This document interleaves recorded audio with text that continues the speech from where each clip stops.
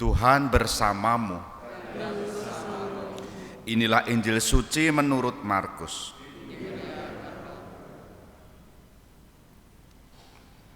Waktu itu murid-murid Yohanes dan orang-orang Farisi sedang berpuasa. Pada suatu hari datanglah orang-orang kepada Yesus dan berkata, "Murid-murid Yohanes dan murid-murid orang Farisi berpuasa. Mengapa murid-muridmu tidak?" Jawab Yesus kepada mereka, "Dapatkah sahabat-sahabat pengantin pria berpuasa selagi pengantin itu bersama mereka? Selama pengantin itu ada bersama mereka, mereka tidak dapat berpuasa.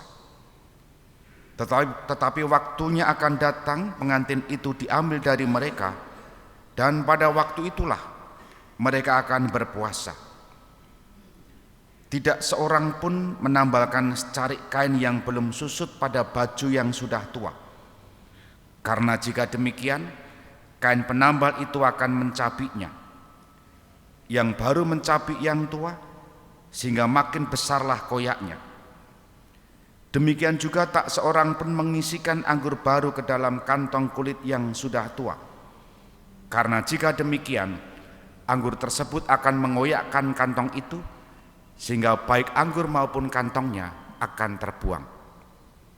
Jadi, anggur yang baru hendaknya disimpan dalam kantong yang baru pula." Demikianlah sabda Tuhan. Terpujilah Kristus. Saudari-saudara terkasih, selamat pagi berkah dalam. Ajaran yang disampaikan oleh Yesus hari ini adalah bahwa sukacita, kegembiraan itu tidak boleh hilang, tidak boleh lenyap.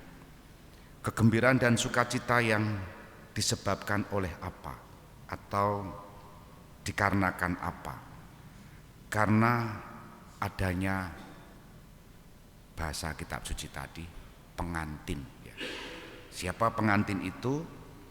Ya, sebetulnya Yesus sendiri. Pengantin. Maka kedekatan dengan Tuhan itu menjadi sukacita, menjadi kegembiraan.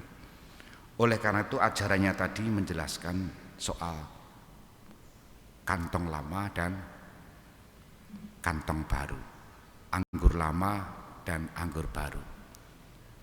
Sangat jelas apa yang diajarkan oleh Yesus tidak dapat mudah dipahami oleh mereka pada zamannya yang telah mendengar ajaran-ajaran lama, utamanya terkait dengan berpuasa.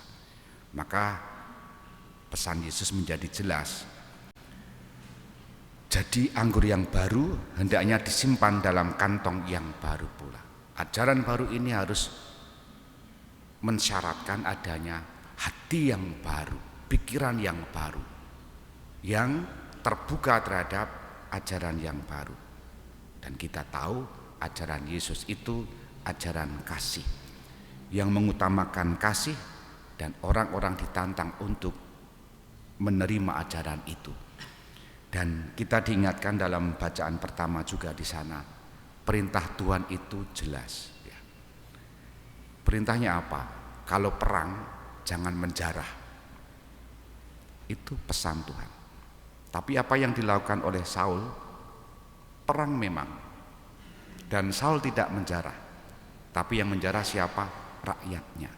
Dan jarahan itu untuk apa? Untuk dipersembahkan kepada Tuhan. Maka Tuhan marah.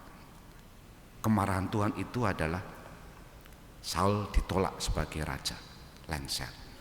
Karena bagi Tuhan yang penting adalah mendengarkan firman Tuhan, bukan persembahan. Dan Saul telah gagal mendengarkan sabda Tuhan karena dia dalam tanda petik membiarkan rakyatnya mempersembahkan korban hasil jarahan. Dan ajaran Tuhan tidak didengarkan oleh Saul. Maka terkait dengan ajaran memang perlu untuk membuka hati pikiran kita. Dan itu pun untuk kita yang hidup pada generasi sekarang, sanggupkah kita masih mendengarkan sabda Tuhan yang menuntut hati yang baru terus-menerus, pikiran yang baru terus-menerus. Dan yang lama biasanya adalah ego kita, pembenaran kita. Termasuk Saul pun membenarkan dirinya, tapi Tuhan tidak berkenan padanya. Kita hening sejenak.